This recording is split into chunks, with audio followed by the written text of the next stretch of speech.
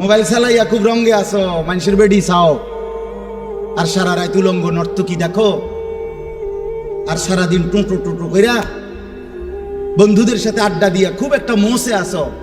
অপেক্ষা করো, টাঙ্গাইয়া ফিরবে। অপেক্ষা করো, রঙের গুড্ডি শেষ হয়ে যাবে। একদিন দেখবা তুমি আর যুবক নাই, হয় বৃদ্ধ হয়ে গেছো, নয় কবরে চলে গেছো। অমিনকুম মান ইউতাওয়াফা মিন ক্বাবলু অমিনকুম মান ইউরাদ্দু ইলা আরদালিল উমর।